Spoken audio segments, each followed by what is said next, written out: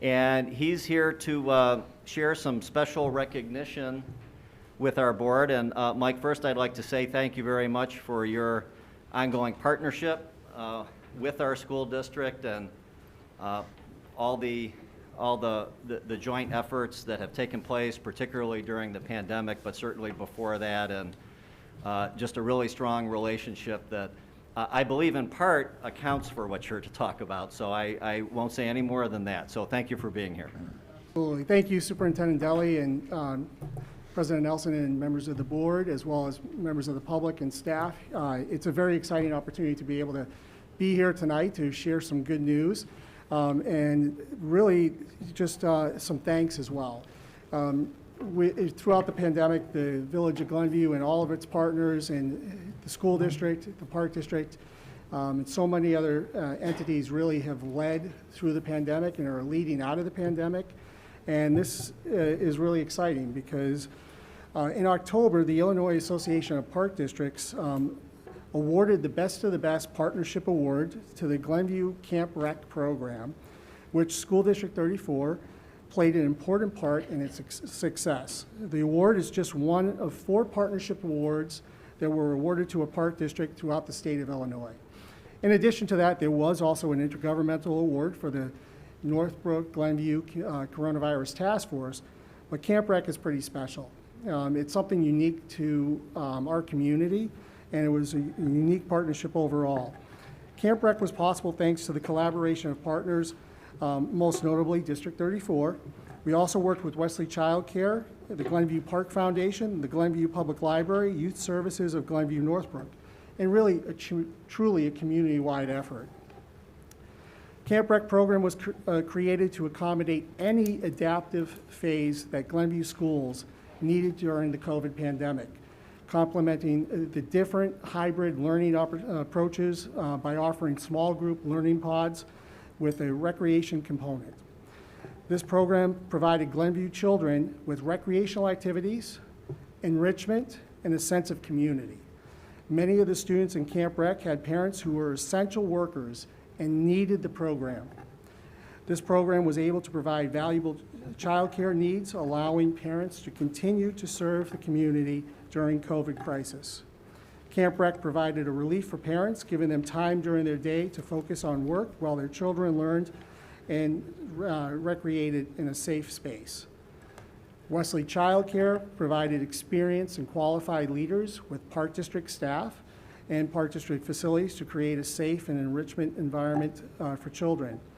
When Glenview schools were fully remote, there were over 120 participants in the program with both half-day and full-day options. As Glenview schools evolved into hybrid learning, School District 34 collaborated to arrange bus routes to and from pod locations in schools so that working parents could continue to receive their full support. And the relationship of the staff with our staff and District 34 staff was seamless. I can't say enough of the gratitude the Park District has for all of you, the staff and the leadership of your board, for this initiative. And as a parent of a child that's in Pleasant Ridge, I want to thank you all for your leadership through this pandemic, not just Camp Rec, but everything that you've done. I also want to applaud Youth Services of Glenview Northbrook that administered qualifying scholarship amounts and programs and provided services for these families. They also administered over $57,000 that was donated by the Glenview Park Foundation for families in need. So on behalf of the Glenview community, the Glenview Park District, we'd like to celebrate the Illinois Association of Park Districts Partnership Award, as well as the Intergovernmental Award for District 34 and all of our community partners. And I'd like to present you with this wonderful plaque, but again, just great to see you all in person too. So thank you. Thank you. Thank you very much, Mike. Thank you.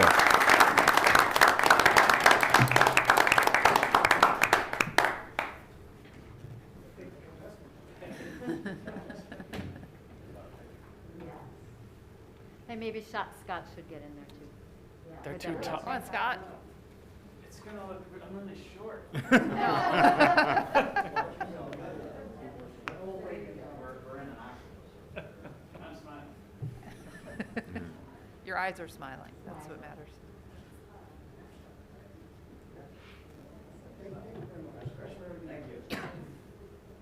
That's very nice.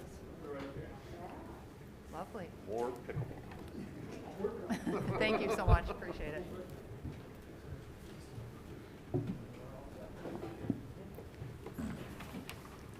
Thanks again, Mike. Dr. Silverman, I believe we have some other special guests that would like to share some exciting information with us. I'll let you do some further introductions. Thank you. Yeah, tonight we're going to be sharing about our new middle school electives, Project Lead the Way in Modern Media. It's just this amazing new experience for our children. It fits beautifully with our middle school philosophy, affording our students with choice and agency and inquiry-based learning. So the exceptional educators that brought this programming to life are here tonight. We have Aaron, I'm going to call up Leah and Dina, and they are going to do an amazing presentation for you right now.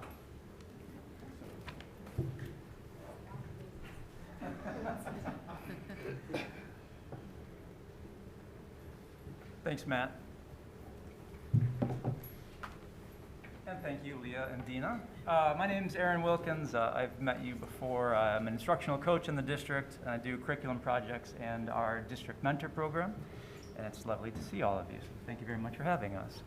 And I'm joined by my two very good friends, Leah Bradley and Dina Gramis. And we'll get to them very quickly because they are the ones you want to hear from because they are the ones doing the magic. I'm going to give you just a quick bit of background so we know what we're talking about, and we'll go from there.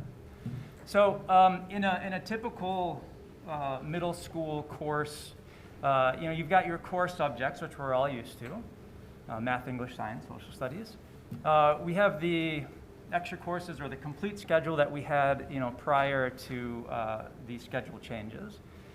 And we were able to add courses to middle school. If you recall voting for the change to the middle school schedule, that made room for additional courses. And then when we had the additional courses, you also had to support us by adding teachers. So thank you very much in all of those. Tonight we're going to talk about these two, Project Lead the Way, which Leah teaches, and Modern Media, which Dina teaches. So PLTW, it's a national program, it's a national curriculum. There are districts in the area that utilize it as well. It is design thinking, it is STEM, it is creating, and I won't read all of this to you, but that is what Project Lead the Way is. It is students getting in there, making things, using their brains, being creative. This year, students will engage in design and modeling. They also have the opportunity to choose an extension course, which again this year will be flight and space. So a lovely opportunity for them there. And we sat down, the three of us, and we talked about tools we use, because that's an interesting thing, right? How do you actually envision what's happening in the classroom? My favorite on here is, when we talk about STEM, there are all of the things that go along with STEM, and we think computers and iPads. And Leah said, make sure we talk about our hands, industry standard hands, as you will notice, because the kids are rarely doing things on paper unless the paper is part of the design. We also have Modern Media here, brand new course that we designed together. In Modern Media, students are analyzing how media informs and persuades. They are communicating with purpose, and they produce their own modern media. It is not a study of the media. Rather, media is the means by which we present and share information. And so they're learning how to do that. And the modern part of that is that we are, well, actually I should go back right there so you see our groovy logos. We're talking about print media, we're talking about podcasts and audio, and we're talking about video and the use of cameras. Modern media courses now, the way it will stand, are driven by essential questions. So this first one, what is media and how is it used? And then again, in the extension opportunity, how do I level up my production? Meaning, I'm into this one type of production, how do I make it even better and begin to look more professional? In modern media, again, we are using iPads. We're using all the things that, that we've seen in other courses and some new ones. We have lots of microphones that we've gotten as part of the funding of this. We've gotten items from the GEF. We have GoPro cams and tripods and green screens. But again, all of it's based in communication. So one of our tools is also a tool we call RAFT. Teachers love our acronyms. Role, audience, format, and topic. And it's a way to understand really any of the media that's coming at you. And so we use that to formulate the media that students will also create. Leah is going to talk to us about Project Lead the Way event. Yeah, so if you have a middle schooler or if you hear kids talking about it, it's just STEM class. Like that's what they call it. That's what's listed in Power School, because Project Lead the Way is a curriculum that is a way to deliver STEM to our students, science, technology, engineering, and math, as the kids, again, really got excited about the acronym and wanted to add more letters. And I was like, let's relax. But really, it's a project-based class, which is really great. When Erin was like, let's list all of the tools you use, I was like, in 6th grade, and the 6th grade course is this year being implemented 6th, 7th, and 8th because we're rolling it out as we go through. It really is a lot of household materials and recyclables, things like that, because they're just learning the engineering design process this year. So like this one is all made out of, like there's corks and cardboard and toilet paper and all, lots of glue. But one of their first projects is to make an ankle-foot orthosis for someone with cerebral palsy or that has some other spasticity in their muscles. And it really is just, what can you go and find on the side? And the kids are like, can I use this water bottle? And I'm like, yes, figure that out and go do that. Because that's their favorite part, is just getting a challenge or getting a problem, in this case, a real world problem. How do we help people who struggle, to make sure that their muscles work properly? How do we design something to go and solve that problem? So throughout the entire course, students are presented with problems, and then we've talked a lot about criteria and constraints for that, which are really, big industry standard words, right? We all have constraints in our life, and then how do we make something out of that? Also, you'll see up there on the screen and right here, they made little skimmer boats where they had to actually show that they could make a blueprint and then follow through and measure and cut and do everything right to make their boat almost like a hovercraft go around the ground. And then their favorite one was they actually designed their own puzzle toy, which was really fun. I brought one because some of the kids in the class were like, you're taking it? See if they'll do my puzzle. And I was like, I don't know if we have time for that, but I'll ask. And so it's a lot of designing, it's a lot of problem solving, and coming up with their own way to do that. You'll also see part of that is CAD. We introduced that this year. That's computer assisted design. And so they do have an opportunity to 3D print. We have a couple 3D printers working, and so they get a little bit of that technology design side, and then they also just get that basic, really it's about solving a problem with what's in front of you side as well. So the kids have had a lot of fun, but I had some students who also wanted to show you a video of it, so what they have to say about how much they love STEM. What is STEM? STEM, to me, is an opportunity to work with other students in a creative environment. STEM is much more than it seems. It isn't just boring science, it's fun. It's a fun, collaborative engineering project that I will remember for the rest of my life. Yeah? What is the new skill that you have learned that you think you will use in the future? I've learned many engineering skills. How to generate ideas and test them and build them, and revise the creative project ideas. What project is most meaningful to you? The most meaningful project to me was foot orthosis. It was a great intro to many collaborations, and it was so fun to create, and it was a great way to get ideas flowing and people collaborating. STEM is fun. It uses your mind in a creative way. We get to do lots of fun projects and activities. A new skill is learning through the design process. It helps us when we create and develop new projects. The project that was most meaningful was the puzzle design project, because we used our brain in multiple ways. I promise I did not bribe them hardly at all to make those videos for you. But I think they really enjoyed the class. I very rarely had kids that would show up and say, I don't like what we're doing, or I don't feel invested in this in some way, because I think they could see that very clear, like, here's a problem. Just like in the real world, you get your design brief, you say, here's how it goes. We talked a lot about how it would be in the manufacturing world. You know, like, you make your design, you give it to the factory, and then they make millions of it and sell it, and you make lots of money. And just kind of seeing how that, from a manufacturing standpoint to a problem-standing standpoint, I think they really saw the real world application of the design and modeling course, which was really fun. So. What is STEM? STEM to me is an opportunity. We love it so much, we want to do it again.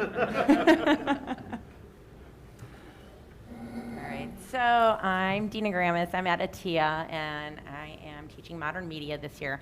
And our class is focusing on the consuming part of it as well as the producing part. The consuming part focuses on, as Aaron shared, the acronym of RAFT. So we show them some examples of print, audio, and video, and then they analyze, you know, at a very basic level, enough to understand who is the creator, who is the target audience, the format especially, because they're going to then produce their own, so they need to know what goes into it and what those features are, as well as obviously what the big idea and message is that's being shown to us as we're looking at it. Then the goal is for them to go through some modules where they are, again, analyzing, but also now time to consume, now time to produce. So this year they produced a PSA poster, their audio was a book review, and then their video was a how-to. And we didn't quite get to a final project. We had planned way, way, way more than we realized, and they needed a lot more time to produce. So we didn't quite get to that final unit that we kind of wanted to get to, where they can have even more free choice, not us just saying create a PSA poster, topic of your choice. So we're looking forward to that. So I do not have show and tell other than the audio and a video for you to show.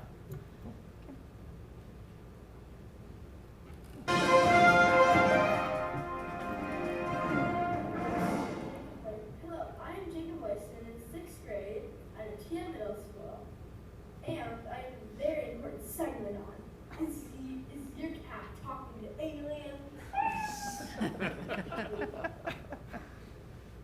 Wait, that is for next week? Oh. Apologies. Yes, this reminds me. Today we are going to talk to a local ATIA Middle School student about the new elective called Modern Media. Thank you for having me. I'm Stella Crowley, a 6th grader at ATIA Middle School. In your own words, because like anything planned. What is Modern Media? Why do you like it? Modern media is a class where we get to learn about, look at, and create modern day media. Before we did that, we got to learn about the history of media, and that was really fun. I remember I did a slide on the first American magazine, and it was super cool to look at other people's slides too. Before I took this class, I didn't really know anything about modern media, and I was kind of vague on this topic. But now I know the 3 different types of media, which is print, audio, video, and RAP, which is role, audience, format, and topic. Modern media is way more fun than the other classes because we actually get to create things. I've never really gotten to do that in elementary school, so that's why I look forward to modern media.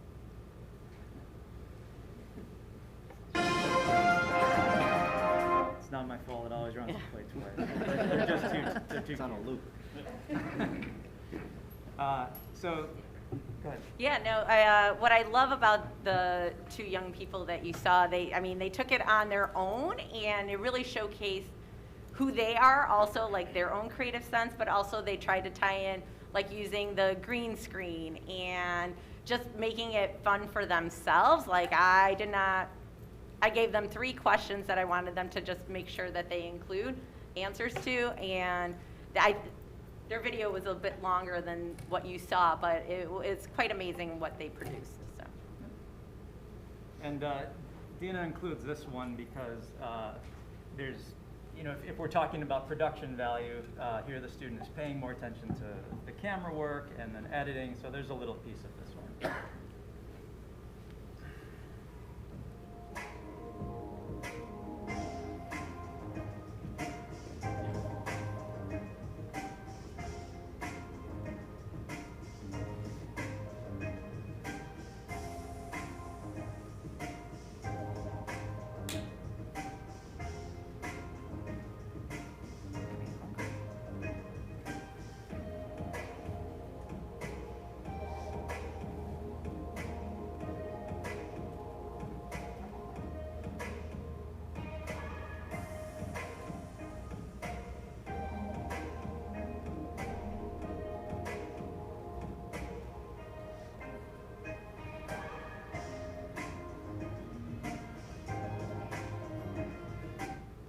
So again, the act of producing it and making it better through editing is a way to step up instead of holding an iPad in front of your friend. So we thought we would include that one. And I had many of those, too. Oh, yeah. And here, if this works, we see print a lot and we see video a lot. And we also have these new podcast studios from the GEF. And the audio quality that you can get out of these, if this plays, it was different as a link. We'll find out. I would have you just, in the videos that we've seen so far, the audio, there's always noise in the background and there's kids and they're not mic'd well. This one is quite different with the equipment and with the student paying attention to it. So hopefully we can get this.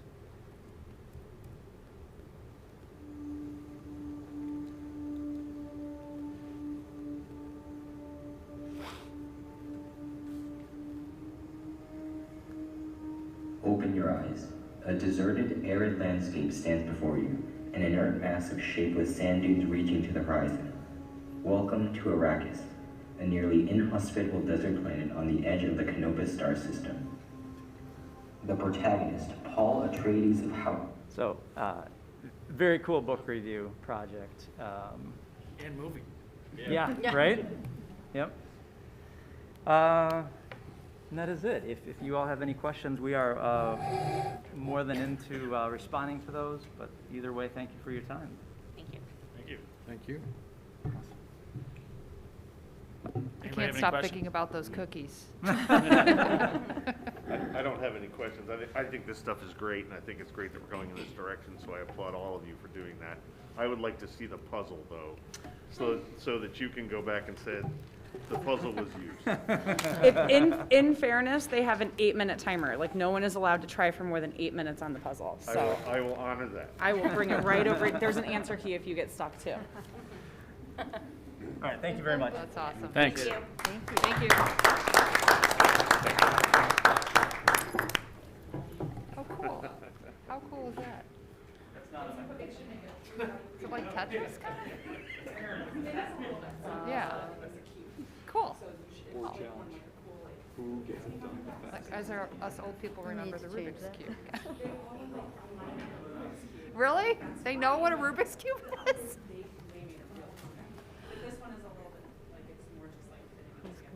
How cool. Thank you for sharing so much. Appreciate it. Thank you. Good luck, Mike.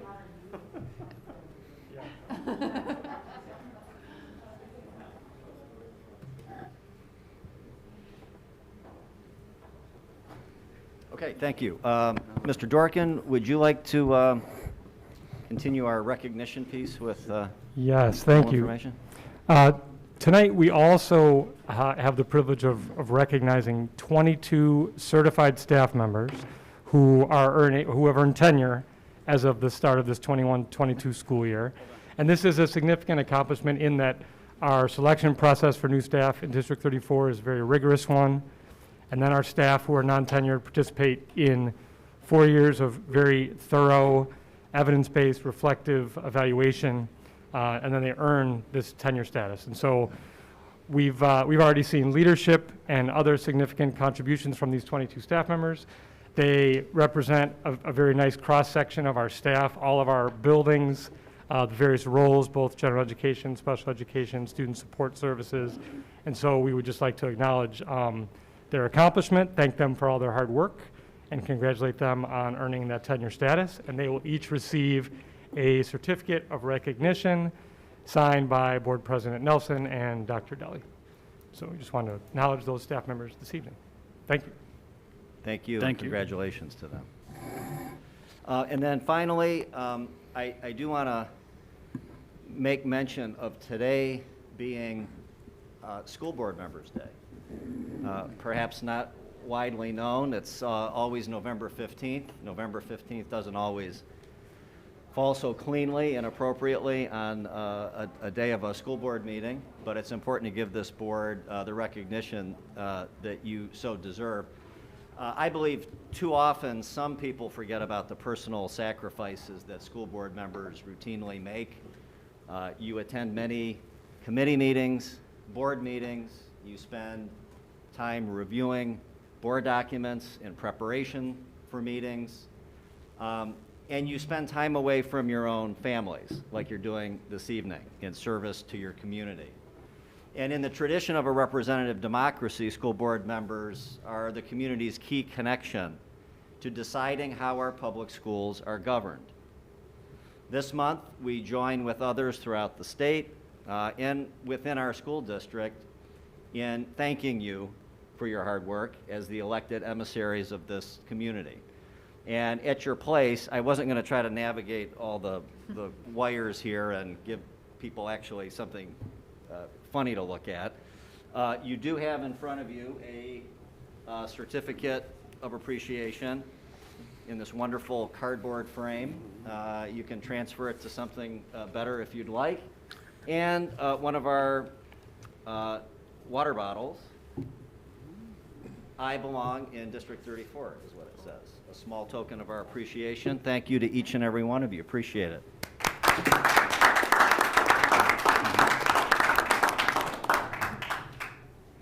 Thank you, Dr. Deli. Is that all your communications? Great. Well, now we're moving on to audience comments.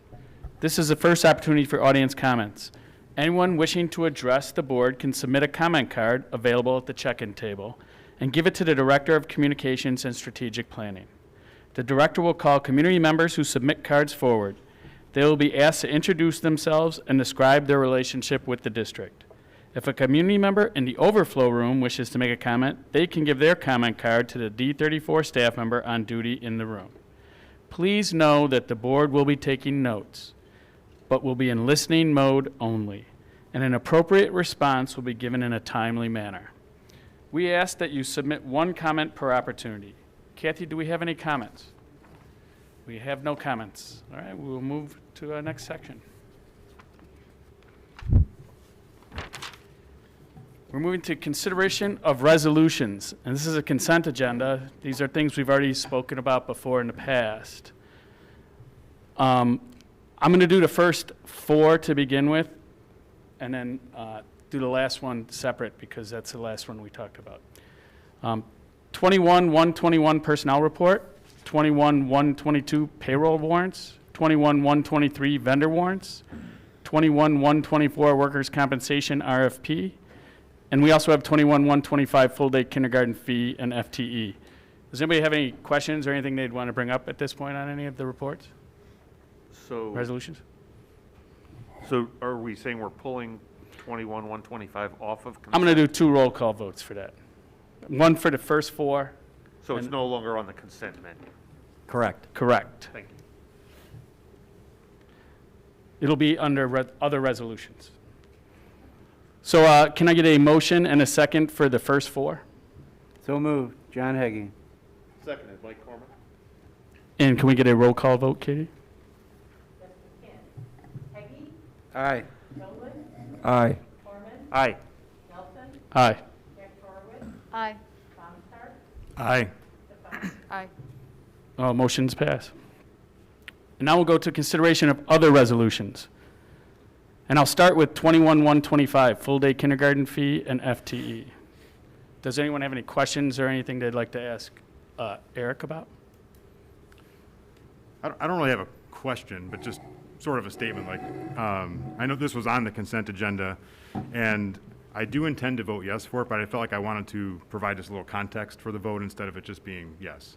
I mean, first, based on our last meeting, it was clear that the majority of the board was in favor of the level of 3,600. You might recall that I was in favor of something slightly lower in the 15 to 20% lower range. I guess I still feel that way, but I still intend to vote yes because it's not that substantially different. I know as a board we're thoughtful and we'll look at this again critically again next year, so this is not like a permanent choice that we're making. And I didn't really want to vote no because I also don't want a no vote to be construed as not supporting the concept of a full-day kindergarten fee, which is not where my head's at all. So just wanted to provide that extra context about the yes vote that I'm going to have. Thanks, Jim. I appreciate you giving, the board the opportunity to hear your comments on that. Does anybody else? I had a question. Sure. I was just wondering, Eric, if you considered having an early registration period and if that would be helpful. It seems like we have the idea of the early registration, so we've got a better idea of what to expect in the fall. I would imagine there's quite a few people who already know if they're going to do it or not. I mean, would that be helpful to get them in even earlier? Yes, I mean, yeah, the short answer is the earlier, the better. And our window opens when? Okay, because we have the system set up to be able to do that, so, yes. Yes, Mike? And thank you. And please do, because it's only in assembling what those enrollment numbers are going to look like that we can staff appropriately and ready ourselves well in advance of fall. So 2 points for me. One, Eric, is there any additional information between last meeting and this meeting that we should be thinking about that you're aware of? No, not other than the reflected changes in the fee that were presented in the memo. Okay, thank you. And Dr. Deli, would you be able to provide us possibly in your weekly update account or some sort of a Sure. way, a metric to kind of just see how things are? Yes. Thank you. Okay, I'm going to ask for a... Can I ask one question go ahead, too? James. So I guess... Sorry, I couldn't see it because... Yeah, I know, the projector. It's not often I get lost, to be honest. So one question I had is, what if we end up with 2 classrooms of hybrid registrants and 10 classrooms of full-day kindergarten? Are we going to change the parameters by which those students are calibrated or aligned? Are we going to revisit the conversation as to trying to get everybody in full day? How are we going to do that if there's a dichotomy, a heterogeneous response, even with an early or just early type of registration? Because that's going to change our staffing, it's going to change our value proposition for full day, and it's going to really change the mix and the operating response for the district. Right. Well, I mean, we know what our full-day program is going to look like. We know what a half-day program could look like. Your point's well taken about, at what point are we going to know what this critical mass is? And we're not going to know that until we start to get these enrollment figures. I think the biggest implication is, does each building have a threshold to be able to offer a half-day program? Or is the number so low that we're going to have to designate a building to house a half-day program? And so, unfortunately, we're just not going to know that until these numbers start to come in. We have a plan ready for both. I don't know if does that help with the... It helps to say that we're preparing, but not to know that where we're going to land because we don't have the upfront information as to where everybody's kind of temperature check is. And so I appreciate that, Dr. Deli. Thank you for that response. And I guess, to Mike's point, looking forward to seeing the registration numbers as they come in as actively as possible so we can make the decision or the determinations as prospectively as possible, not wait until, next July to come up with an answer. Understood. Thank you. If I could add one more thing, Scott. Sure. In the last meeting, there was, I think, some noise in the community that may have heard us say something that was maybe unintended, which was we're thinking about moving the half-day program to a different building. That would be a last resort to move away from the community school. Yes, there is not a current plan in place to designate a building to run a half-day program. Again, that will be decided based on what the enrollment is. It's certainly possible, but it's not our plan to do that. And that would come back to the board, at least in an advisory way. So, Absolutely, yes. yeah. And the bottom line is, if everybody could just let us know their idea, what they want, the earlier the better you can plan and let everybody know where they're going to be, right? Yes. Natalie? So I just want to clarify again, because I think I asked this at our last meeting, but I just want to make it really clear so that I know that I'm understanding this correctly. When we talk about our waivers, there will be a portion of people who qualify for waivers who will not be paying the fee, correct? Based on our low-income, free and reduced lunch That's right. data, right? That's Okay, right. So I just want to make sure I understand that, because I think, I'm sorry to restate it again, I think it's worth restating Yeah, as we're no, voting and for just this. to reiterate, any family who's on financial assistance through the state, we know that, and we will even head off as best we can, them completing the waiver, because we already know that they qualify. So we're going to be reaching out to them. It's the same way we do it with free and reduced lunch status. We know from the state government who's on some type of a SNAP, TANF, and then we don't even make them fill out the free and reduced lunch form for meals or the fee waiver for full-day kindergarten. Okay. That's good to know, because of course I'm sure everybody would be concerned that those families who might qualify might not even have the information. But we're going to be making concerted efforts to connect with those families. Exactly. Thank you, Eric.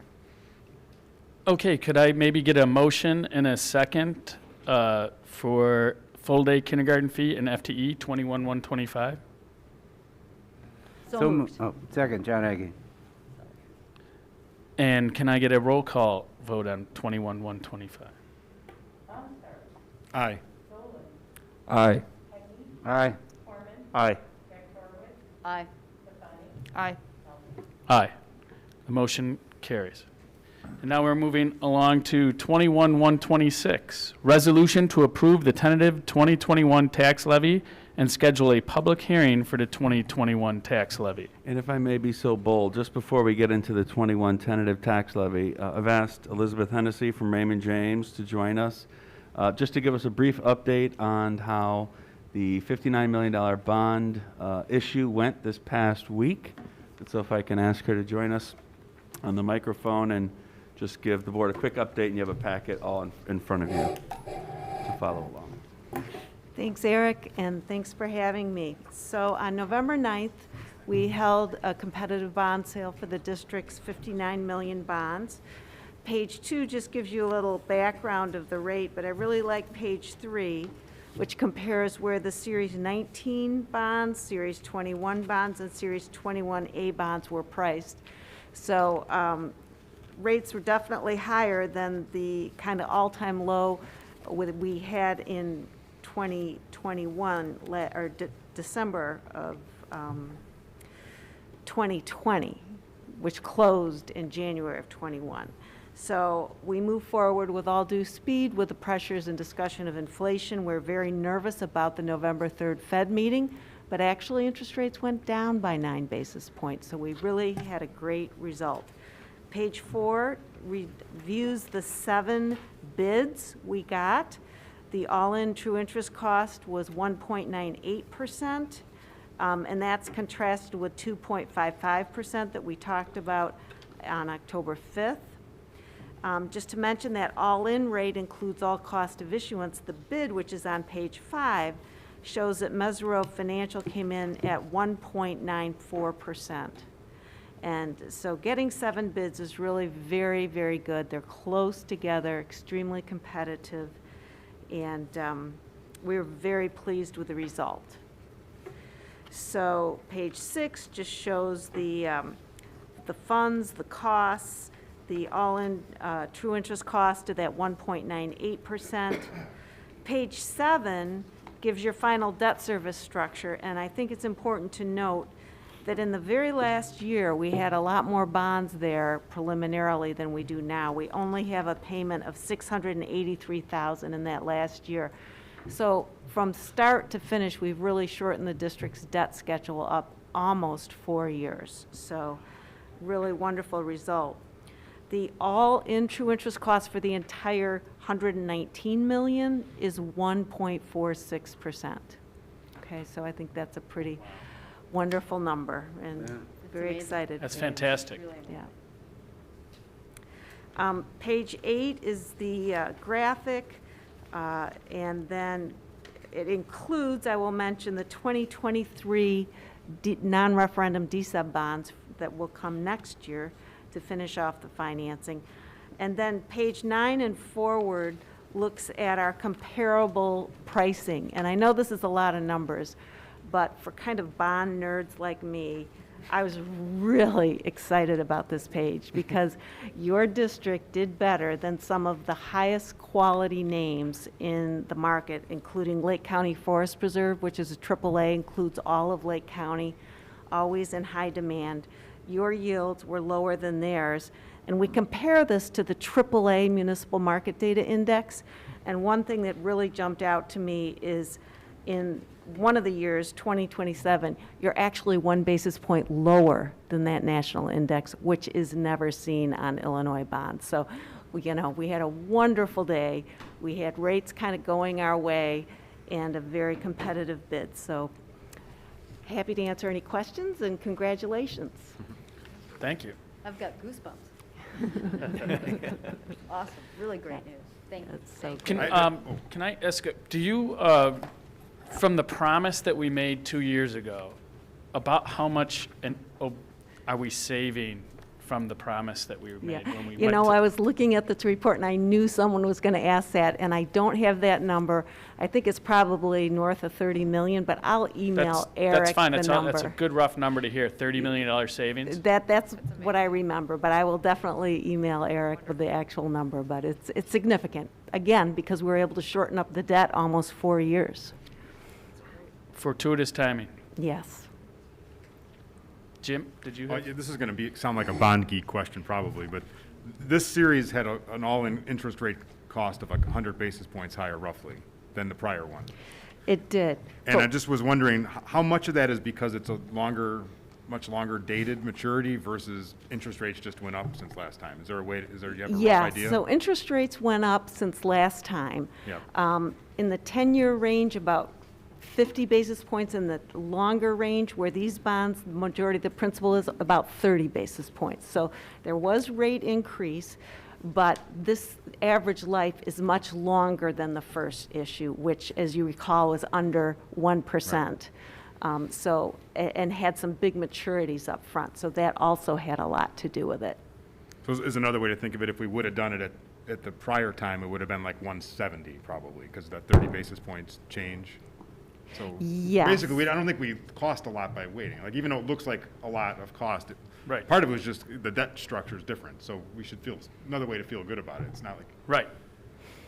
Right, and we saved some interest by waiting. By waiting, too. And then we and also by have combining the last two issues, we're going to save money too.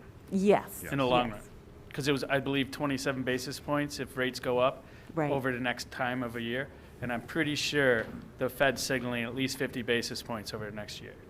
I agree 100%, yes. Thank you. Anybody other questions? Mike? Well, first of all, congratulations. This is outstanding news for our district and for our taxpayers and everybody involved, so well done. On page 5, under the bullet points, it mentions district's AA2 rated bonds. Could you help clarify that from the AAA that I see on page? If you see a double A2, that, page 5, oh, sorry. Yeah, that's a typo. I apologize. You are AAA, and that was renewed, which is, again, part of the reason the rates are so competitive. Thank you. Just a typo. Yeah. That's good. Good catch, Mike. Great. Thanks. Thank you so much, Liz. Thank you. Thank you. Thank you, Liz. I'm sorry, one more question. Do we post this anywhere? This? Yeah. I'm sorry, did you say can we? Do we? We can. If we do, I would like that corrected. Of No course. problem. Oh, sure. Thank you. And I'm not saying you have to, I'm just saying if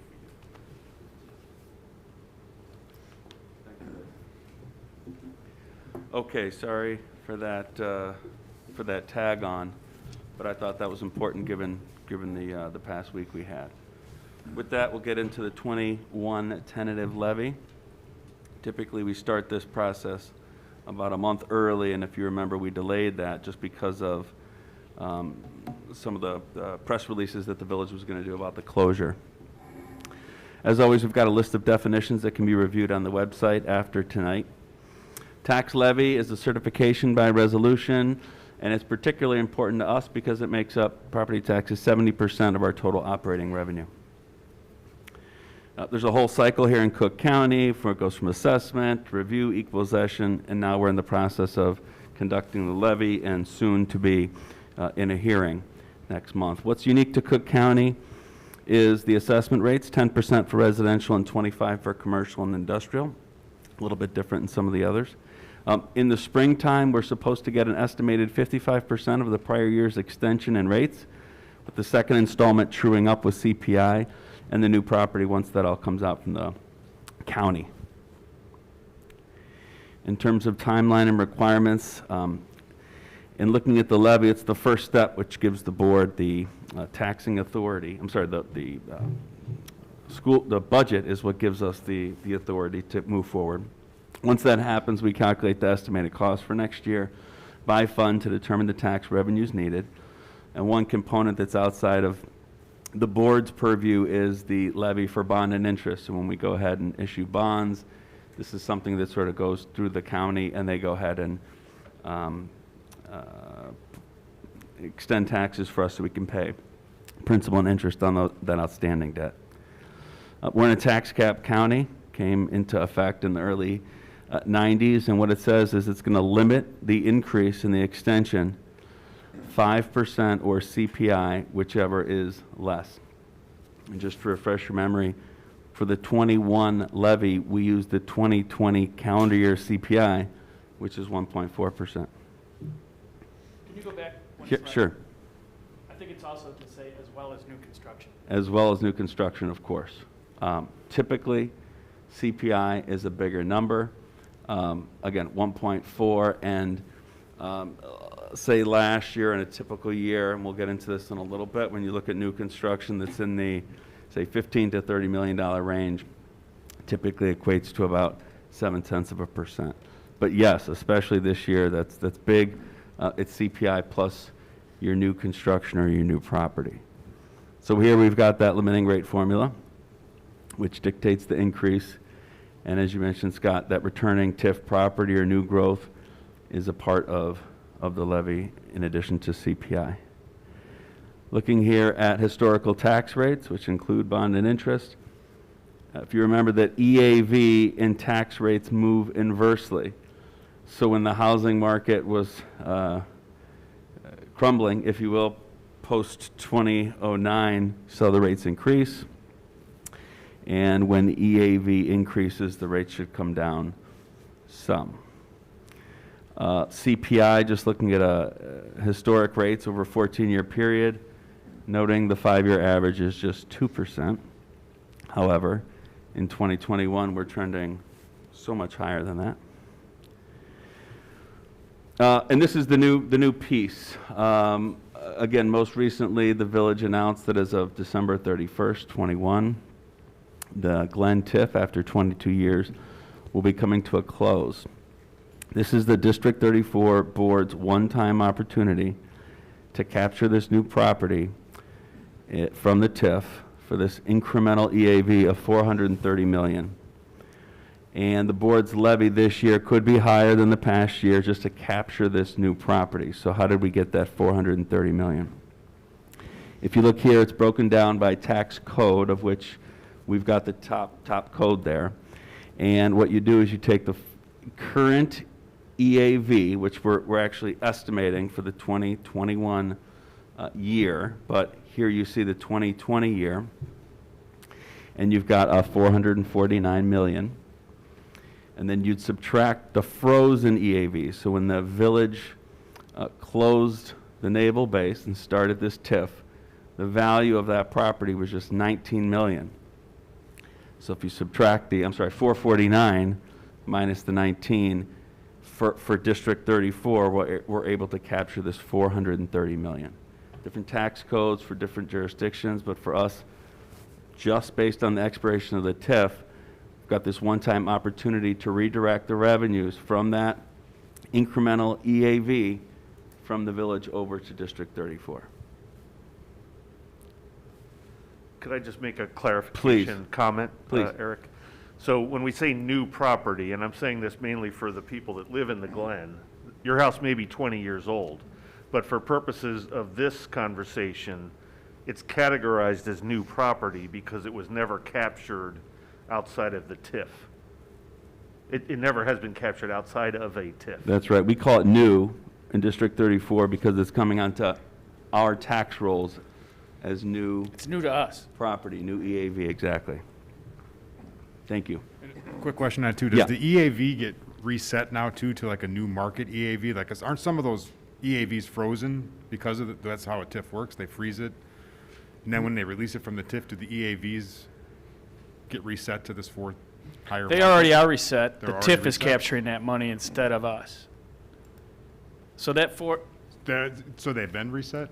So like, that is the EAV of that property, but that money flows into the TIF instead of into the other taxing bodies. So now the TIF is gone, it'll flow to the taxing bodies that it should have been going to over the 23 years if there were no TIF. So we're collecting property taxes on the frozen EAV of this 19 million, and always have. But now we'll capture it at the full 449, which is an additional 430 million. right. I guess my question is for the properties that had their EAV frozen, which I think is primarily commercial properties. Is their tax bill going to go up a lot now because the TIF is gone? No, their tax bill remains the same. It's just what was the only thing that was frozen was the amount of revenues we're receiving those property taxes from. And that was so the what was the tax benefit that the developers got initially? I mean, I'm sorry if I'm. So that's between the village and those who they bring in. It's a frozen tax rate. That's what No, so, I mean, if, what the money flowed into the village issued bonds to build that, and then the money that flowed into the TIF paid off those bonds. That's where that went. And then the make-whole payment, which was awesome for us. Exactly. So can I just stop here for a moment? And it really isn't about this, but just to clarify for for myself and everybody. The TIF ending does not, in and of itself, doesn't mean people's property taxes are going up because of the TIF ending. That's correct. I just I know that's not related to our tax levy per se. It's sort of. Yeah, no, it is related, and it's Somewhat. just redirecting those dollars instead of going back toward the TIF to help the village, incentivize and develop this area now. That development period is done. The village has already said they plan on escrowing approximately $11 million for a 10-year period for any future refunds that may come as of a challenge to the actual TIF boundary during that time. And those dollars just get redirected, I think, is the best way to say it. But the EAV, the assessments are still the way the assessor, conducts their business each year. It's just that with the 21 levy, we'll take that incremental EAV and it'll come onto our rolls. So the EAVs were being adjusted all along as the Every TIF year. was happening. Yep. It weren't frozen then, I guess. All right, so I'll ask another question. Was Sure. the tax rate, so I acknowledge the EAVs might have been adjusted. Was the tax rate that was applied before the TIF, is it going to be the same when it comes onto our roll? So the tax rate is also the same? Wow. Or is that going to change? So we actually levy an amount, not a tax rate. Right, so is the effective, but that gets spread out. So is the amount that got levied on that EAV the same dollars? Or are we levying a different amount on to that? I just want to make sure the statement about the tax is not going up is true. Like, even though the EAVs might be the same, if the tax levy amount. Well, Jim, everybody's the tax property levy. changes every year. Their EAVs change every year, so individual properties, it's hard to track. But for Right, the but total our TIF levy area. wasn't going on to those. No, our levy did, we didn't didn't get get the that money tax from money at all. But It some went to the levy TIF. was. It went to the TIF. To the TIF, yeah. The So what- totality of the levy may impact that, but not Right. as a Right. direct result of the TIF changing. Correct. Yeah. Yeah. And there are other variables that could affect an individual's tax bill too, in addition to the levy. So I've got two more questions. One, Eric, the 430 million number, where is that generated from, and who do we get that from? So this is this information comes from the county. So they've County says the they've assessor has conducted their process. That tax code in 2020, that's the value. That's what the assessor's job is. And all we're doing is subtracting what the frozen EAV was 22 years ago, and that, because we're already capturing property taxes from the 19 million. Now we get to capture it on the full four. and we have a high 49. degree of confidence in that number. Well, yeah, it's coming from the county assessor. Okay. Second question, the 11 million you mentioned, is that when that 10-year period expires, does that money get redivided out to the remaining taxing body? Yes, And do you know what percent we would potentially? not off the top. Okay. Thank you.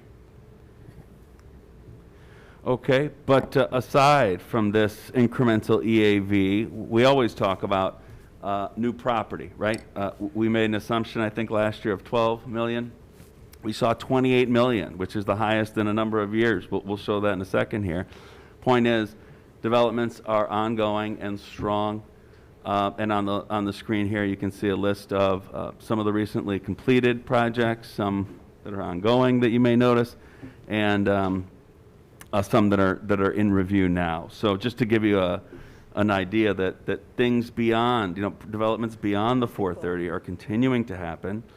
And again, as a conservative estimate, we're proposing a $15 million new property aside from the TIF. So what we're showing here is a chart of new property over the last number of years, total EAV and the percent change. So what you're seeing in the 2021, the tentative levy is this 445 million in new property, and that alone would be an increase of 20.5%. So just to give you an idea how that looks compared to prior years. As always, most of the things we don't know. The only thing we really do know is what was the tax extension from 2020, new property, and what's the 2020 calendar year. We still don't know what the EAV is going to be in 21. Still don't know the multiplier, how much additional new property, and that's TIF included, right? Because it's another year, there'll be another assessment, and that's the number in which we'll really capture it. We keep using 2020 because that's all we know, so we're trying to give you an idea on what it might be. I'm assuming existing EAV doesn't increase this year, same collection rates, and I'll just mention this for some new board members here at the table. Many years ago, this board adopted a resolution to tell the county clerk not to add the loss and cost factor of 3% in the cap funds, which could help. It's another reason why you want to make sure you ask for every little bit that you think you're entitled to, because there isn't this sort of a cushion that gets applied by the county. And what I'll tell you is we still get it in the bond and interest fund. They add 5% just to make sure there's sort of no rounding and we're not short when it comes time to make a principal or interest payment. Here we've got a historic levy requests, what the CPI is on the top, what the request is, how much of a percentage that request is over the prior year, and then what the actual levy extension has been. And you can see when you add this 445 million in new property along with CPI, the estimate is that we'd get just over 22% in total. And so I just want to, please. not to make it painfully clear, but we're asking for 30%, because of the TIF. Because we want to make sure we capture everything like the TIF. Like we normally do, we ask more than we think, just to make sure we don't lose out on anything. And so that's what we're going to do for because the number is so much bigger than what we usually ask. And that's because we need to capture all the, Exactly. Yeah, There are the TIF about alone represents was just over 20%. Isn't that what on the previous slide? That's right. And then when we factor these other things, the unknowns, some of the unknown assumptions that we're needing to make lead us to that number. I mean, this is a one-time opportunity to capture all of this new property. If you make a mistake, and there have been districts that have done this, and it's devastating to your budget going forward because you could never capture that new property again. Exactly. What if the assessor says in the 2021 that the incremental EAV is now 450 million? Right. Without EAV dropping more than 70%, this 30 gives us one of four reasons. It's a cushion to capture this additional potential EAV, both in the TIF and outside the TIF. You just don't know, and so why not ask? Because if not, you're jeopardizing that potentially forever because of the way the tax extension works. It's always a percentage on the prior year, so it would hurt this district for forever. And the county will only end up giving us CPI plus new property, no matter what we ask. Unless we under ask. Correct. And they'll only give us what we ask for. That's right. so I don't mean to belabor the point, just to make it really obvious, we're not asking for a 30% increase in people's taxes. Because I think sometimes people read No. that and go, oh my God, they're going to ask, they No, want that's my a- property that's a- taxes that's a to go up profound 30%. no. But We're- that's not what we're doing. Just so, in the very most plain kind of Exactly. What we're language. asking for is 30% over what we got last year, just so that we can redirect that revenue from going to the TIF. Right. And over. sorry to belabor the point. Nope, but yes. nope. But yes, the request as it stands tonight is just over 30%. So what we've got is the 2020 actual extension, the levy, tentative levy as it's presented tonight, what the estimated extension is. So you'll notice in the cap funds, the request is for 71.3. What we actually think we're going to get in the cap funds is just below 67.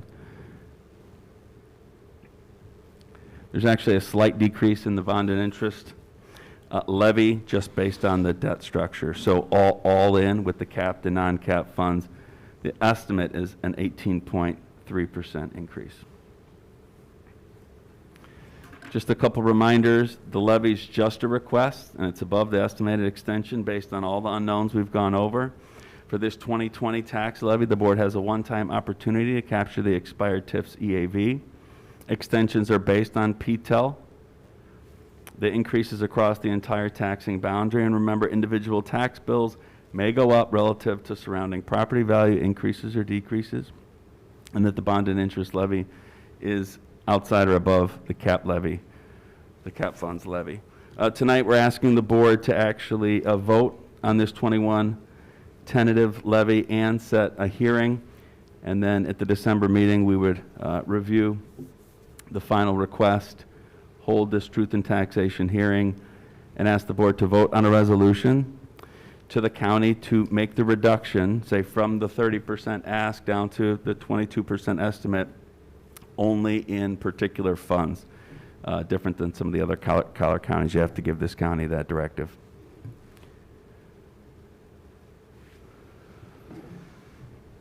John? Yeah, so, Eric, I thank you for this, and I know, it's hard to explain this arcane language of levies and extensions and, what those actually mean in real world English, which I appreciate. And it's also difficult to explain jumping from dollars to percentages and back to dollars and percentage increase of dollars and percentage decrease of percentages. So it gets all jumbled up in there, and I think you've done a great job of pointing out that the result of this is no one's tax bill is going to go up 30%. And, taxes do go up and down based on value of the property, but we're not looking for anyone's, or in a broad, everyone's going up 30%. That's not what's happening. Nor is the result of this going to be a 30% increase to our budget. Because much of this dollar that we're trying to capture here, we're getting made whole payments because of the TIF, and we're going to lose that with the TIF going away. So while we may have a net gain in our budget, which is fantastic because it can go to our operations costs, which have been suffering, which is why we had to have this bond issue in the first place, we were not getting a 30% increase. So Right, I that's just a want to great make sure I point. got that right. That's a great point. If you wanted to try and isolate what's baked into this levy that would affect a taxpayer, if all property values remain the same, it'd be just over 2%, which is CPI plus our normal new construction.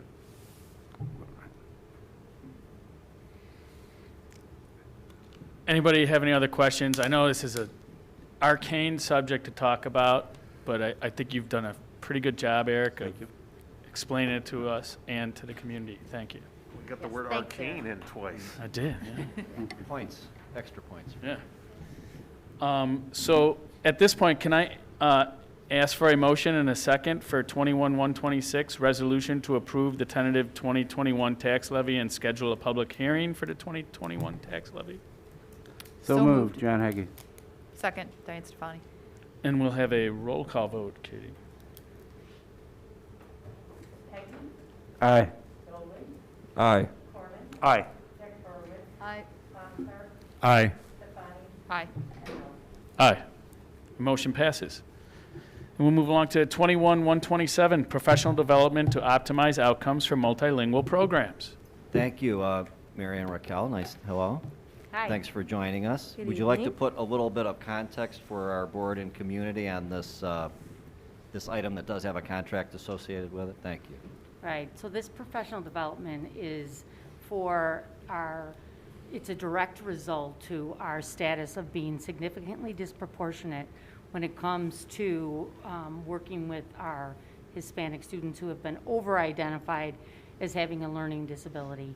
So this contract is paid through our coordinated early intervening dollars to support, and it's also paid through title dollars, with a joint effort to help our staff really understand Tier 1 for our multilingual learners and the many factors that we really should look at prior to thinking that the child may have a disability, and really be helping them to better understand those cultural factors and better understand language proficiency. Right, and what oftentimes people don't realize is when our families complete a home language survey as they enter our district and register, they indicate if another home language is used. And surprisingly, 40% of our families report that another language is being used at home. And it's almost, 1 in every 2 students. And of those students who have another home language at home, 1 in 5 qualify for English language services. So the work of the EL teacher cannot be done in isolation. We need the help of our homeroom teachers and our content teachers, also supporting that effort in that Tier 1, the classroom instruction, where kids can learn from each other also. Their peers who are modeling English language development. And then when our teachers understand how students acquire a second language, be it sequential, learning it at, second, or simultaneous with a lot of our Hispanic students, where they're learning both languages at home. The way that they develop or acquire English language is very different in each of those structures. And then the way we support that effort through English language support, bilingual support, dual language are also really different. So we're hoping that this additional professional development will continue to build understanding of our teachers so that they can better instruct, work collaboratively with our EL teachers, and the instructional leaders in their buildings are also part of this effort. Right, so the professional development is asynchronous in Module 1 with synchronous opportunities with their building leaders to process the information and have open dialogue about the content. In Module 2, which will take place more next year, it'll be direct support with these consultants at problem-solving teams to really apply what they're learning. Thank you. Thanks. I don't know if you have any questions. We just wanted to make sure you had the right context for what we're doing here. Thank And, you. it's a $25,000 contract. Right? Yes. Correct. Yeah. Thank you. Any other questions? Thank No. you, guys. Thank you. Okay, can I ask for a motion and a second for approval of 21-127? So moved. Second, Jim Baumstark. And a roll call vote, please, Katie? Aye. Aye. Aye. Aye. Aye. Aye. Aye. All right, motion carries. We will now move to 21-128, 2022-2023 school, building, and transportation fee recommendation. Thank you. So earlier in the meeting, the board passed the full-day kindergarten fee and staffing plan, but we do have a host of other fees that the district typically charges. It's been 6 years since the board last increased these student fees. For those families that qualify for free or reduced lunch, historically most fees are waived except for transportation, music, and we now have a separate process for the full-day kindergarten fee. And while some of these fees, and while some of the costs are being covered by the fees, in most cases the fee revenue actually goes toward offsetting, but never really pays for the full cost. For example, total fee collection is typically about $1 million, and the annual consumables are in the $1.7 million range. As we discussed for the 22-23 school year with the introduction of full-day kindergarten, we're introducing a separate fee waiver as allowed by policy for the full-day kindergarten program only, but we'd still like to use the free and reduced meal application to determine waiver eligibility for all other grade fees. And I'm just going to show a typical, actually, this got introduced a little bit quicker than normal. This is sort of a typical study for a 5th grade fee, and with the districts that we compare ourselves to, just fall somewhere in the middle, just to give folks a sense. Could you go back to that one? Yep, sure.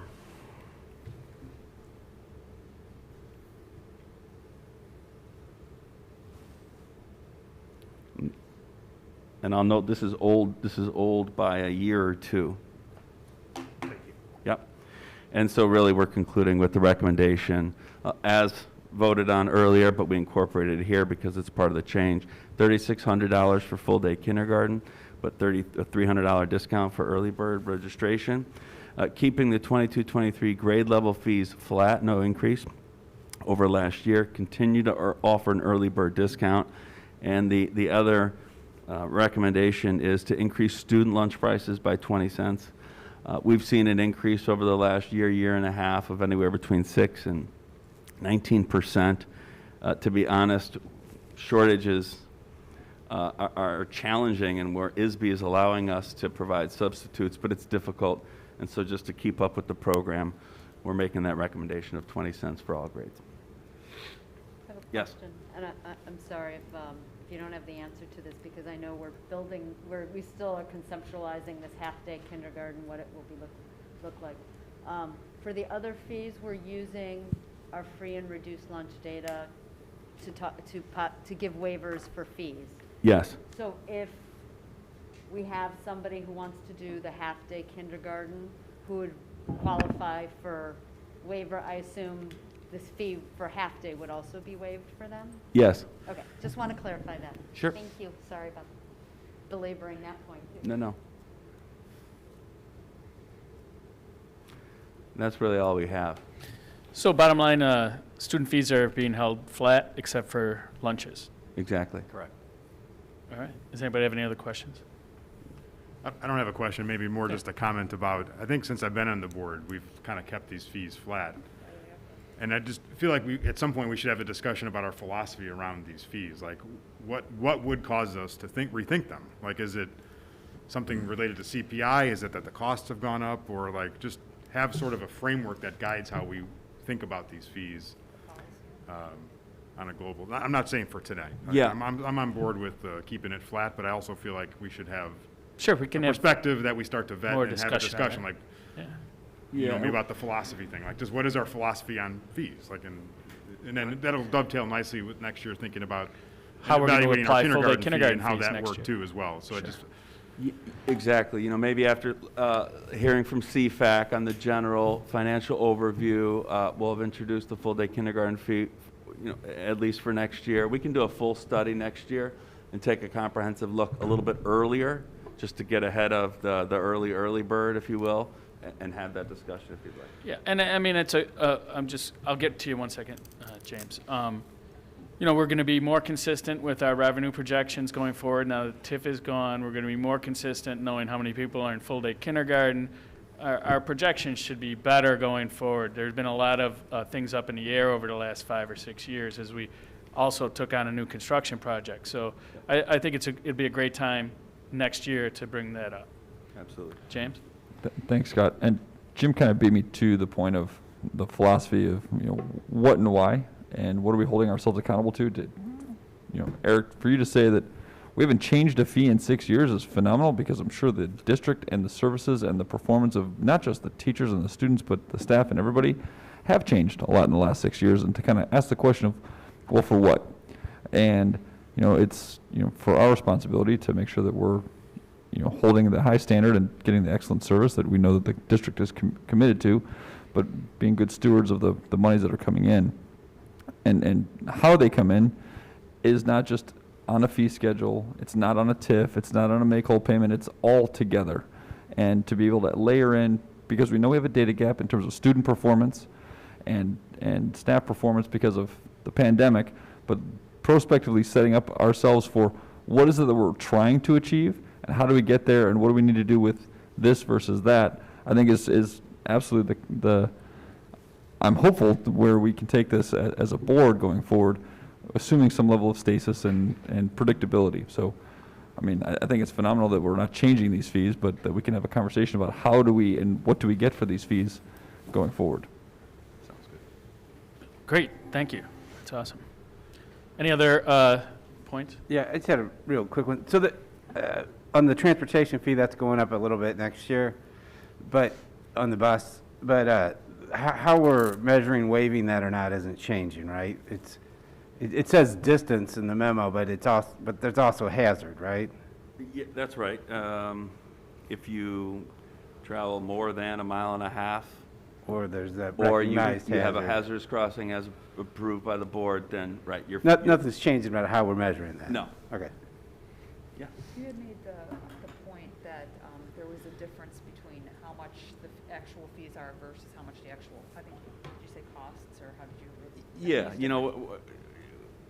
yes. And what I guess, as we move forward and kind of consider our analysis of how this should look, would it be possible to look at what percentage historically, and you don't have to do it year by year, but maybe every 5 years, what percentage historically have we charged versus how much cost, or whatever word we're going to use, to make that relative comparison to see whether we're still kind of in line of what we've done historically. Yeah, what gets a little gray is where do the property taxes, Right. where do the property taxes go toward, and what are the fees going toward? Right, right.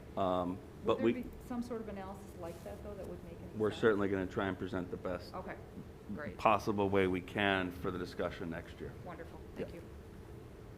Sounds great. Wow, we've got a plan moving along. That's really nice. I like that. All right, is there a motion and a second for 21-128, 2022-2023 school building and transportation fee recommendation? So moved. Dolan? Second, Heggie. Okay, another roll call vote, please. Aye. Aye. Aye. Aye. Aye. Aye. Aye. Motion carries. And now our last consideration of other resolution, 21-129, food service administrator retirement contract. Everybody take a look at that. Any questions? If we don't approve it, can we keep Kimberly Cleveland? Because she's fantastic. If she's not here tonight, I guess so. Is there a motion and a second to approve that? So moved. Corman. I'll second it, Natalie. And a roll call? Aye. Aye. Aye. Aye. Aye. Aye. Aye. Motion carries. Now we're moving along to our discussion section. This weekend is the IASB Delegate Assembly and Convention downtown. And they have resolutions for the 2021 Delegate Assembly.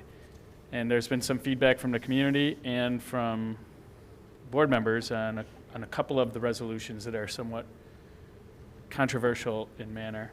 We have resolution number 2 and resolution number 15 that we really would like to just have a little discussion about. I'm sure everybody's familiar with them. They've read the emails we've received and also read the resolutions.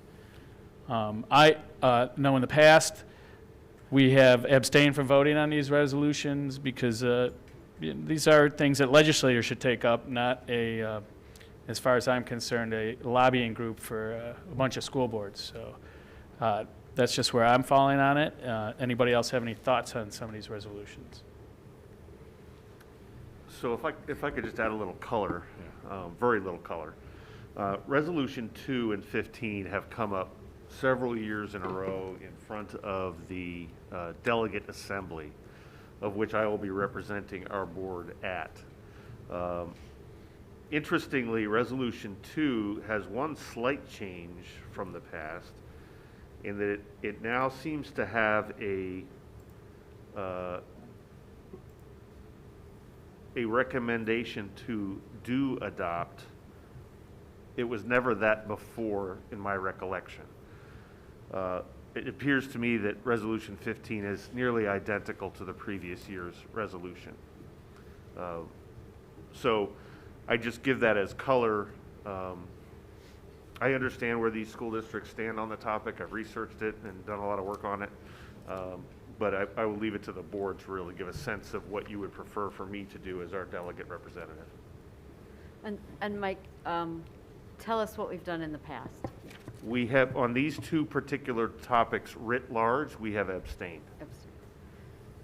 And I think you've pointed out that the Resolutions Committee has kind of flip-flopped their recommendations on whether to approve or not to approve. It appears that way to me. Resolution 2 in the past was, in my remembrance of things, was a do not adopt for the reasons that President Nelson mentioned.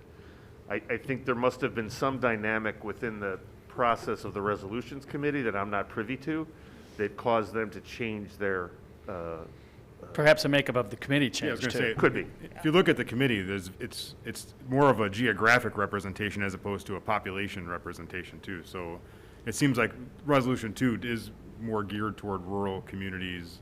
Those are the ones asking for it. So I do, it seemed like that kind of community is overrepresented on that Resolutions Committee if you think population is the right way to represent. And I would say it's worth noting, we have had several, probably in the number of 10 to 15 residents, community members in the last month or two have weighed in on this topic and encouraged us to vote as they preferred. And I think that was nearly unanimous from within the community. I mean, my take is that when we vote on these, even though we might have opinions about the collective school boards and what might make sense for the state, I feel like we need to think what makes sense for our community and kind of go with that. Like, is my take on it. That is typically what it comes down to in the delegate assembly. Yeah. Well, I'd prefer to abstain on those two resolutions and go with the committee recommendations and further, what we've done in the past. Does anyone else have any way Well, they'd like to? To clarify, Resolution 2 is recommend do adopt. I know, We but are that's why saying I'd prefer to abstain on abstain from 2 that, and- especially because they've moved back and forth over the time based on their recommendations. But the others. But why I not would just say no? Well, I'm just, I was going to address that. So, I mean, the idea of abstaining, there's some logic in that in the sense that rural districts need perhaps some different approach than what we would do here. We might not agree with that approach, but perhaps the idea of abstaining would let them decide versus us deciding what they should do. I mean, I guess that's for us to consider. Do we want to abstain and let the districts who this would affect make their own decisions? Or do we want to send a message that this isn't good for us or That anybody? reflects our community. Right. Well, I do want to also point out that these are recommendations Right. to the They're not IASB and has lawmaking bodies. no effect on laws that Right. will be passed other than lobbying with the state legislatures, which Right. all communities are allowed to do right now. Right. We're able to meet with our legislature right now and ask for these changes Yeah. without the IASB stepping into it. Right. Absolutely true. And so this has absolutely there's no law-making implications here whatsoever. Right. So my personal view, just me, I would be inclined to vote against the first resolution, But if our board feels that abstaining is a better way to go, I can support that. I feel a little bit stronger about Resolution 15. It's hard to find a reason to be against making guns stored more safely. I would like to vote in favor of that resolution, but again, I'll abide by the majority of our board. James? So I am very comfortable with abstaining on the second resolution. I think that's, number one, it's great to make a statement, but what level of enforcement, if any, other than making a public statement, can come out of that resolution? I actually take some exception with the prospect of concealed carry as an option for any school district. You know, if it was more overt and a specific law enforcement type of certification as opposed to a private individual who's completed concealed carry under the Illinois coursework, and to have that on school premises, I think sets a different type of expectation and precedent. And so in that regard, I'm comfortable voting against that resolution because of the terminology and the language. I appreciate the anecdote that was offered by the resolutions committee as setting context for why it might be helpful, but I don't necessarily see a need for concealed carry under those circumstances. And so to me, I think that's where we can potentially distinguish and draw differentiation between, you know, a need for public safety and a need for something more than that. Well, John? Yeah, sorry. Go for it. May I speak? Yes, please. Thank you. You know, I just, I know we've all said it, and we've said it different ways, but I mean, this is just silly. Like this entire process. This doesn't make any laws. It doesn't lobby any particular lawmaker. It just says the IASB would ask legislators to do that, but you can just go ask your legislator to do that. Like, you don't need to go through the IASB to do this. They're not an agency. They're not part of the government. They're just a group. And, you know, if it were up to me, we'd abstain from all of these votes. I mean, because it's a waste of the tree that died to put it on the paper. I mean, all these districts, you know, who want to do gun, somehow they want laws passed about gun storage at home, and the other group wants to, you know, do something differently. I mean, call your representative, or, you know, the whole. We have a representative government. It's covered in the civics portion of most curriculums. Take a look at it. Point taken, John. That's a fair point. Diane? I always appreciate like hearing what everyone has to say first, and points well taken on both sides. I can honestly see the argument for that was laid out about possibly making a vote that reflects something that our community would want us to make. I can also see the argument that this is not really even worth spending a lot of debate on, and that perhaps abstaining would make some sense. I guess I would weigh a little, like, slightly more in favor, although I do respect my fellow board members' opinions, in favor of perhaps casting a vote that would reflect what our community would want. And the only thing that I would like to say is our community is, we've gotten about maybe 15 or 20 emails. It's been pretty. They're all pretty very similar, but consistent, there's a group of the community that might not support some of these things. True. And so, But who I don't we've think heard we're from- as informed on some of these issues But I think as a group what we've heard from people has been very consistent. from the people that have talked From to the us, people that yes. have shared with us their thoughts. I agree. And we have our own thoughts. Yes, we And do. they're perfectly good to have, too. So am I hearing that we would like to, as a board, maybe not abstain? Well, let's take From it two? Let's take each A resolution. pulse? Are we talking about, Resolution number 2 okay, number 2. is about concealed carry Right. in schools. I would say we either abstain or vote against it. I think that's a general consensus, abstain or vote against. To make it clear, yes. Yes. that's right. I'm somewhat persuaded by John's abstain from it all argument, honestly, like. I'm okay with abstaining from Just all like, the votes, It says too, a statement like, but this Mike is not has the to right go. way to think about these. Like, ask your own representatives, like. Mike's doing the I puzzle. can get on board with that as well. Did you do the puzzle, Mike? You know, that's the statement you make by abstaining. It's not that you're trying to take any position on it. You're taking the position that this is kind not of the proper not worth format. the This trees is that not it's printed on. yeah. I mean, That is this is not. This the process That's is a like the fair wrong point. process. Yeah, But I can get on board with that. That's good. Diane?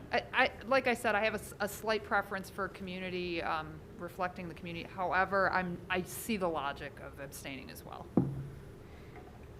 James, would you go along with John's suggestion, or? I mean, I would you understand rather- and appreciate it, but I also understand the role of advocacy on behalf of a constituency. And, by not saying anything, it gives the voice to others. And so, I think I said my piece regarding concealed versus a different conversation. And whether this board wants to go and vote against or abstain, I defer to what we think is going to be the best path forward. Just noting that, we do have a constituency that we serve, and at the same time, we can't necessarily leave advocacy to others because we don't see it as an issue in our backyard until it becomes an issue in our backyard. That's all. And there's also other interesting, important things on this list too. I mean, if we think the whole list is important, I'm not sure those 2 and 15 are. Oh, quite yeah, no, important. there's a lot. Other ones there's that a lot of them. Yeah. I don't think I'd feel comfortable saying, yeah, we'll vote with without talking about it. I agree. It would either be vote on those 2 and abstain for the rest, maybe, if we really wanted to make a statement, or. I also don't want to spend 6 hours talking about all these resolutions Right, 'cause of the that process, are I mean. going to go places that aren't really going to go anywhere. So I'm going to ask Mike, because he's our delegate, because we seem to be a little split here. What is your, What do you think, how do you Mike? advise? I think if we abstain from all, we're certainly sending a message. Part of it, if I'm being frank and honest, is we didn't maybe want to take the time to look at all of these resolutions to make our own board's judgment. And by abstaining from all, I don't know whether it makes it harder or easier for any of these resolutions to pass. There are lots of districts that abstain from different things for different reasons. So I see the argument from abstain from all, but I also do think that gives up some of our, influence, some of our ability to massage policy because we're not willing to take a position. So I see both sides of it. I think traditionally we have voted with the resolutions committee on all but these 2 topics, at least in the 2 years that I have done this. So if we're going to change tack, I would hate to be in a position next year and the year after and the year after to change tack based on, based on, our preferences. If we're going to go towards abstain, my sense would be that should be our position probably going forward for very good reasons. But if we're going to want to have influence with the resolutions committee anywhere, if we abstain every year, I think that sends a message too. So I guess if you're asking for a preference, I would say my preference is for those common sense resolutions that are not controversial, that we vote with the resolutions committee. For the 2 that are controversial, that have gotten all of the attention from our community in terms of letters and emails and phone calls, I would love to find a way to kill these 2 so we don't have to do this every year. So I guess if it was me, I would vote do not adopt. Let me get these right. I don't want to get them wrong and then be wrong. On number 2, let me start with that one.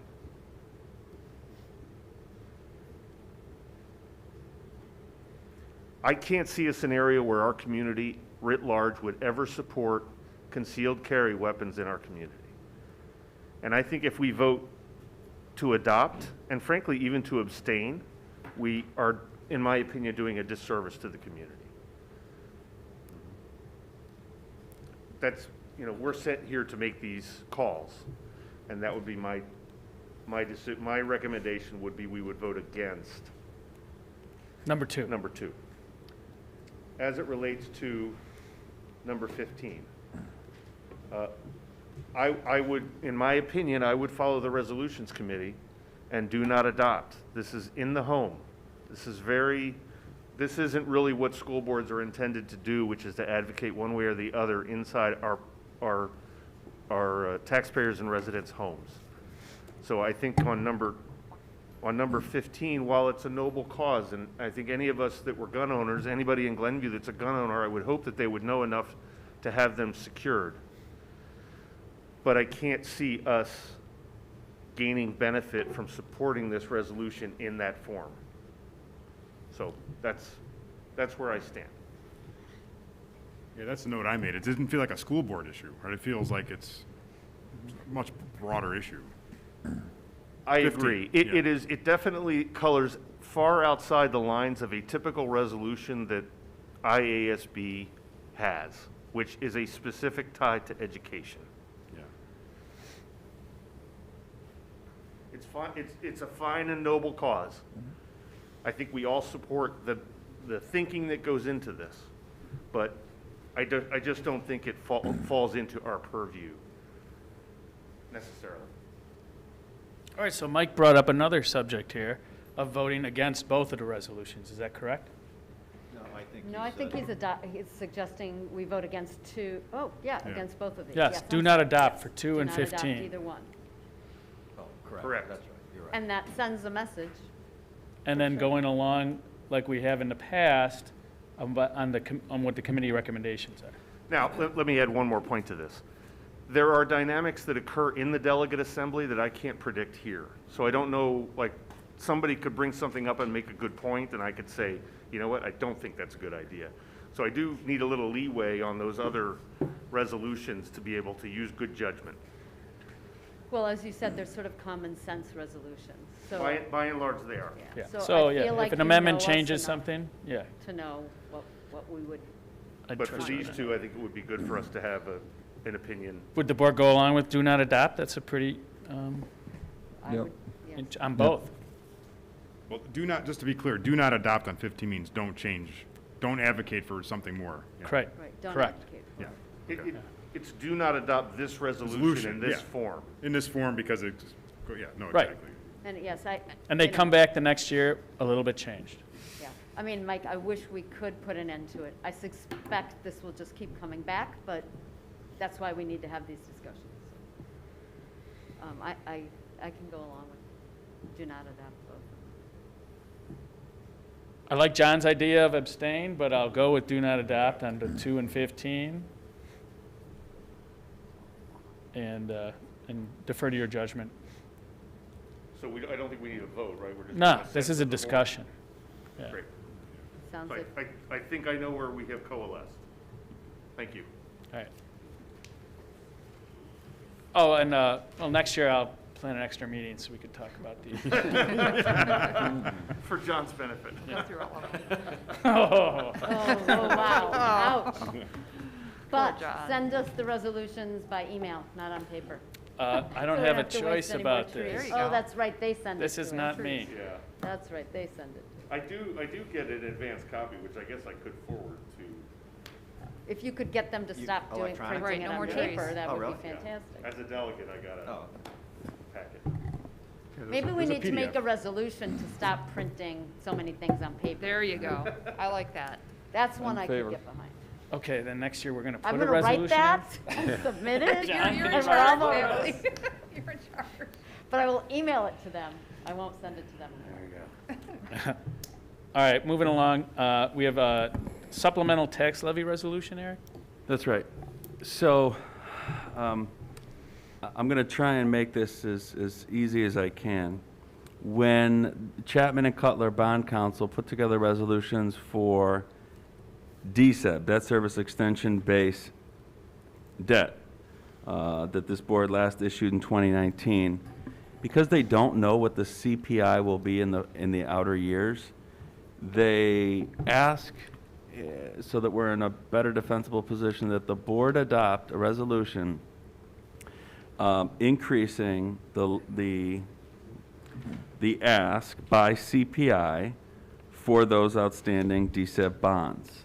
So this supplemental resolution requires the supplemental levy of just $14,821 for the 21 levy, and to pay debt service on bonds in the 2020 2022 and for $30,881 in levy year 2022 to pay the debt service in 2023.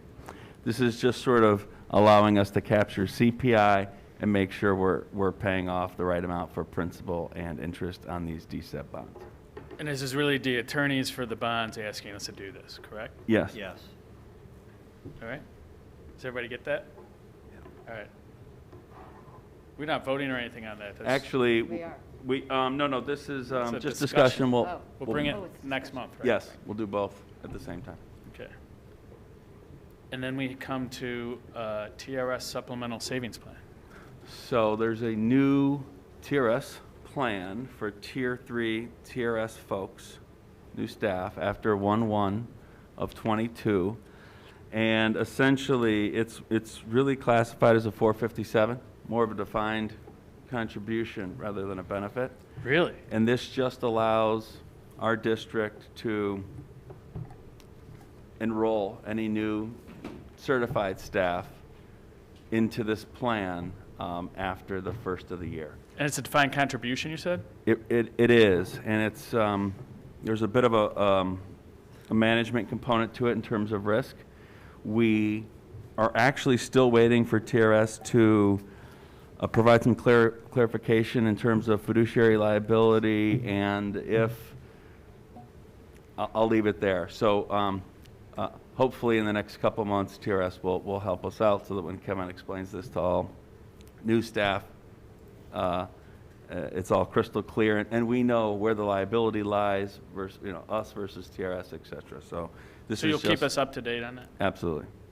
What does Tier 3 mean again in this TRS system? You said It's just another categorization of employee defining what their pension will look like compared to someone who's a Tier 1 or Tier 2. So that's just new. Just like what's the population of people that it's Tier 3? Is it everybody in the district? Anyone who starts after 1/1 of '22. Oh, okay. Do they get? Is there something they don't get? Like why is this made available only to new hires? Like It's more sustainable than Tiers 1 and 2. It's to help our pension problem in the long run. so it's in lieu of. It's like Not instead 100%, right? TRS credit or like for a new hire, you do this instead. This of would be the defined- that new pension plan? TRS pension This is plan your for new anyone who pension. starts. Brand new, it's just Yep. a whole new system. You got it. Gotcha. All right, that's a big deal. For Tier 3. Tier 3. That's for tier It's three, a yeah. big deal in 30 years. Once everyone's transitioned. All right. Moving along, do we have any audience comments, Kathy? Okay. Now we'll move to the report section. We have the Foia Report, the True North Board Meeting Report, the Referendum Expense Report, the Phase 1 Construction Change Order Report, the Budget Status Report, the Current Year Financial Projections Report, the Projection versus Current Student Enrollment Fall Report, the School Improvement Plans, and the following meeting agenda. Does anybody have any questions on some of them? Some of them are interesting new reports. So. All right, Mike first. I just have a question on the Foia report, probably for Kathy. I noticed that somebody made a request for all current staff contact information. How do we respond to that, just at a macro level? They ask this regularly, and so for HR to get that in a Excel spreadsheet. So at what level do we provide that? Like, is it Steve? Is it everybody? It is,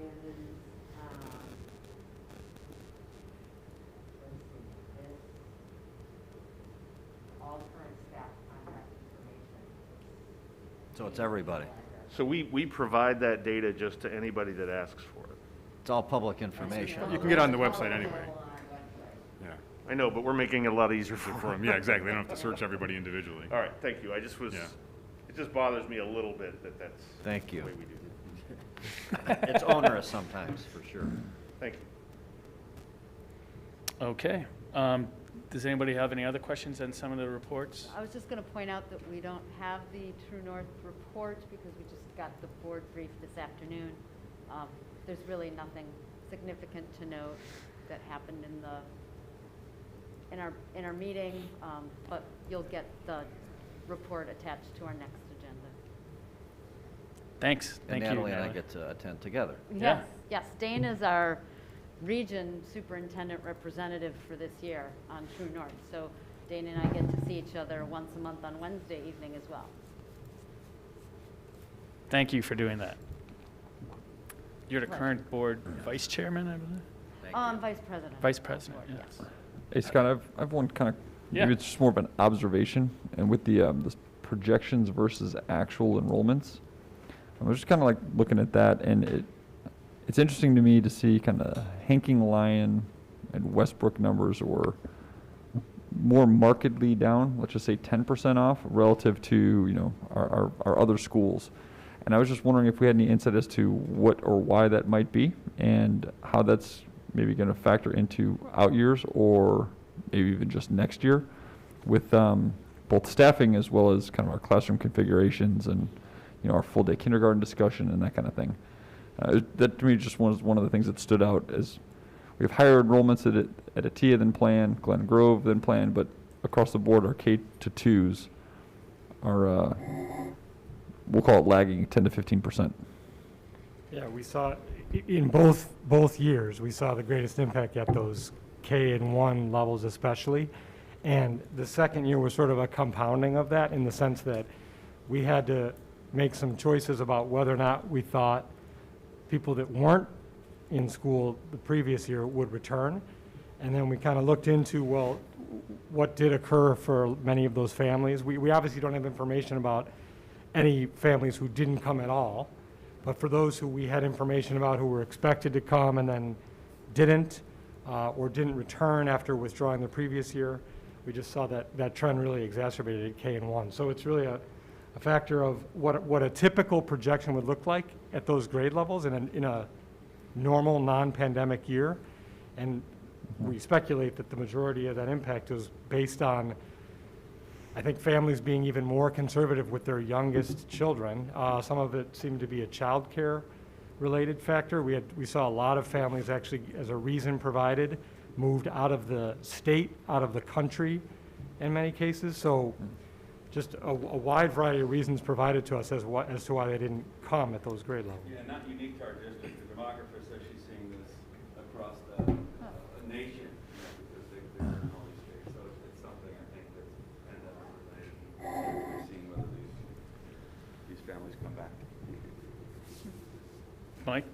Eric, one thing that's been on my mind as I was reading through that report, and I want, just for the benefit of the public, we do read all of this stuff, even if we don't comment on it in every single meeting. I think it's important to state that for the community.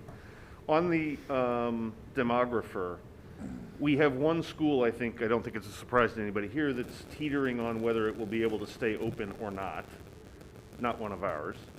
But could you just inform the demographer that that is a situation in our community, so that we do have that factored in?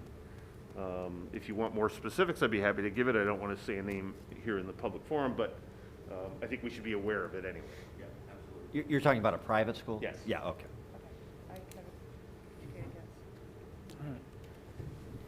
Yeah, just on the enrollment thing too, just back to, when you look at, like, overall, it was a difference of 140. When you add it up, like 105 out of the 140 was first grade. So like that's the, I think maybe that's what, like, is there going to be a big rebound?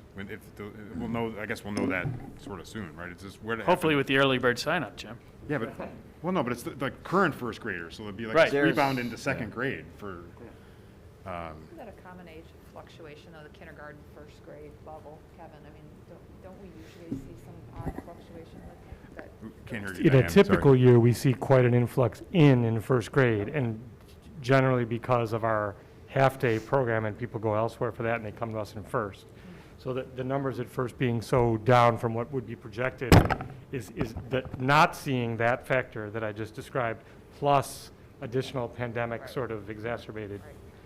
Yeah. Many districts are seeing these anomalies, not necessarily at this grade, which makes it kind of an interesting It is interesting. question. Are we looking at distribution of like birth date and year and seeing any sort of shift in that?